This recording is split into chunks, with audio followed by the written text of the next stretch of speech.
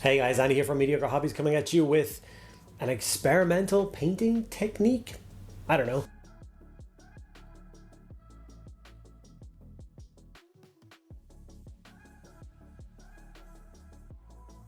I've seen a couple of clips online over the last couple of months, and obviously some even older than that, where people have been painting their Warhammer miniatures using sponges and the sponging technique. Now, I tried this out a little bit on my Epic Imperialis or my Legions Imperialis bases, and I got a really nice result in that I was really happy with, which then made me think of other uses for this specific technique.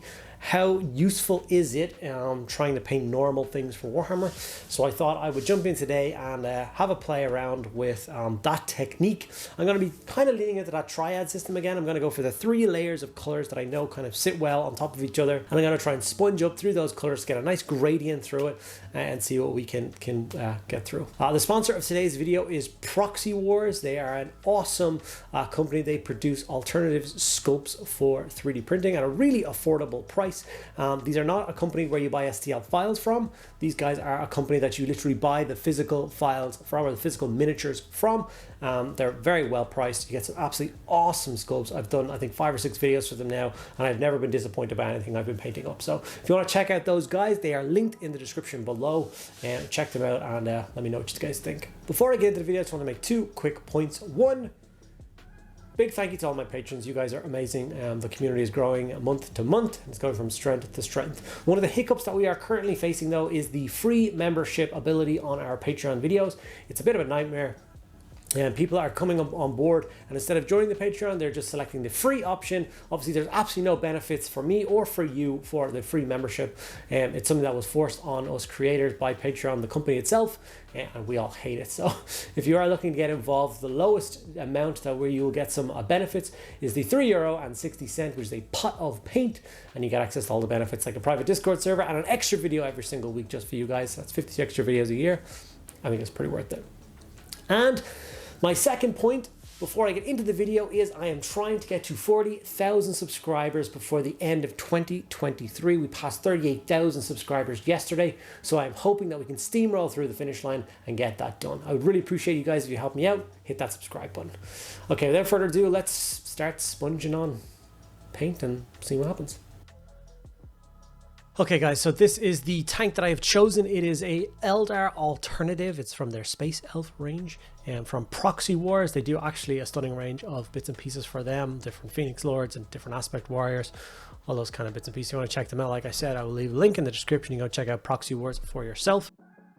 And I thought this was a great piece to try and test that sponging technique on. Nice big flat surface, some nice curves and angles to work around and see how the sponging kind of system works.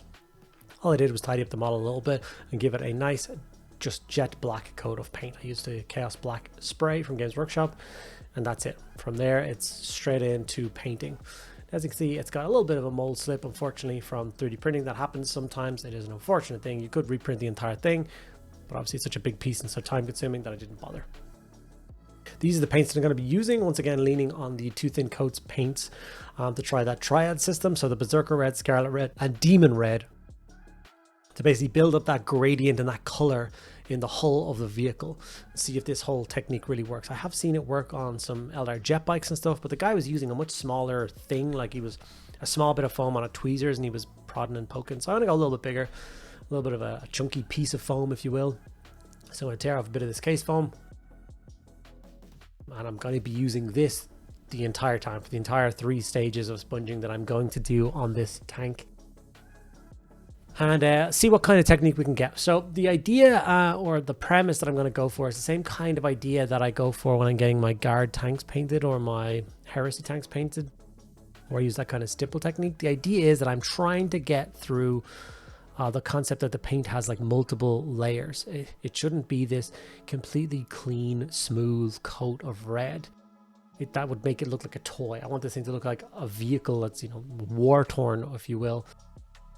Something that's ancient, as all Eldar tanks kind of are. And the idea as well that they're not made of that smooth plastic, like I said in the intro. These things are not made of steel. They are literally like grown tanks. They are made of bone, if you will.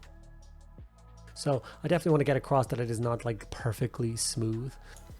And I think that this sponging technique is going to be a great way to get that across. So this is the first coat of red done on the entire tank. And as you can see, it does have a nice solid coat of red. You can see some of the black shine through. It is not perfectly smooth. Definitely giving me that feeling that I want to achieve. Now, obviously, we're going to build this up through 2 layers of paint. And I am going to go a little bit further. I'm going to do some of the gemstones and the canopy and bits and pieces later on, just so you can kind of, see the red in its final setting instead of just sponging 3 coats of red and you're not really being able to tell what's going on because the rest of the model is a bit of a mess. So I will be spending a little bit of time trying to get more of it done, and hopefully you guys will get a true sense of whether this technique is something that we should progress and learn from and try and make it a mainstay of our painting.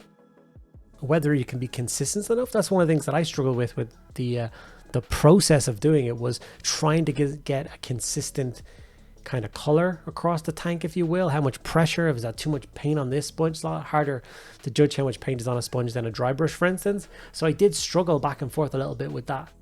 And with here, you can see the left of the tank isn't done with the second coat and the right hand side of the tank is done. So you can see that there's very much a big difference between the 2 coats, and I'm very happy with how it's turning out. So I don't know how much of a learning curve this is going to be for people if you're interested in trying it out. Another thing I would be curious to know is, what is the correct foam to use? Like, obviously I grabbed a bit of case foam here, but should you use, car sponge, like for washing cars, the big yellow one? Is that a softer sponge? Would that do a better job? Those things are cheap as chips, so you can get a whole heap of them. And one of those sponges, if you're tearing off little bits and pieces to do this technique, would last quite a long time. So I'm kind of unsure as to some of the details of this technique, and it's definitely something I would like to learn more about. I did see a stunning Eldar jet bike being painted online the other day, and I wish I could credit the guy, but I can't find it again. I don't know who it was. If it was you, I do apologize.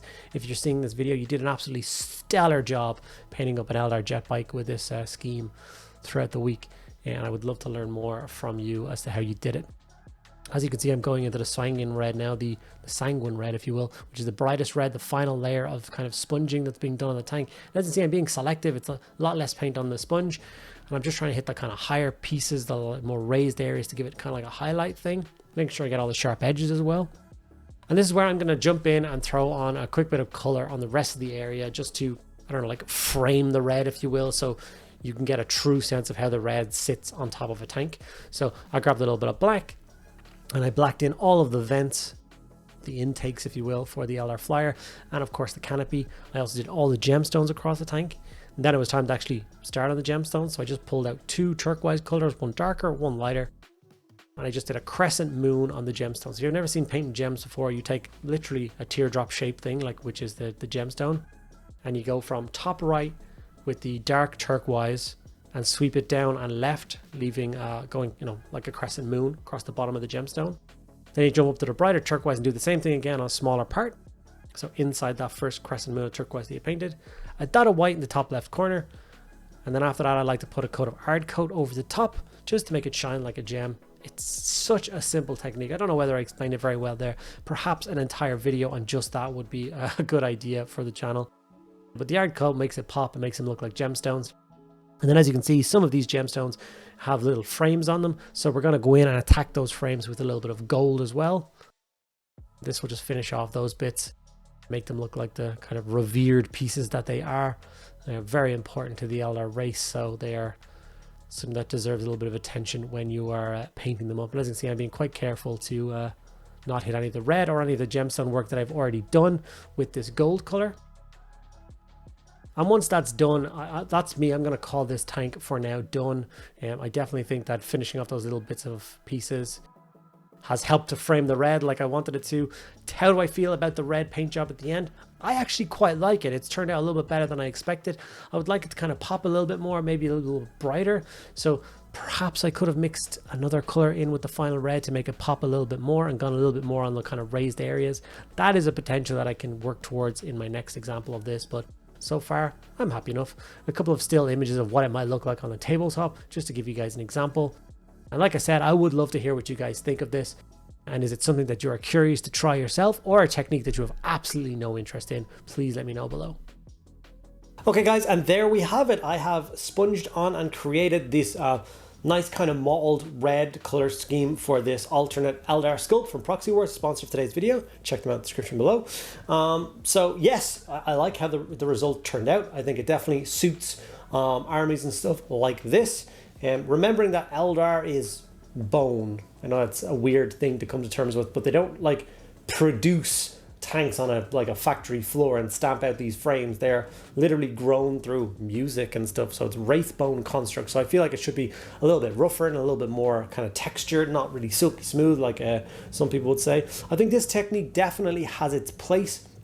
I would be super curious to try on things like an Imperial Knight, doing all the armor panels up in that kind of mottled texture, then putting transfers and weathering on top of it. I think it would look absolutely fantastic, and I'm very curious to try it. I would love to know what you guys think about this technique in the description below, or in the comments below, apologies. Have you guys tried any sponge work before? Is there any creator out there that has done it a lot better than me that I can maybe be directed to so I can learn a little bit more about this technique? If you know anyone, please make sure to let me know in the comments below as well. I would love to see more content around this. So yeah, hope you enjoyed it. Make sure you give the video a like, subscribe to help us get to 40,000 by the end of the year. You guys are awesome. I'll see you in the next video.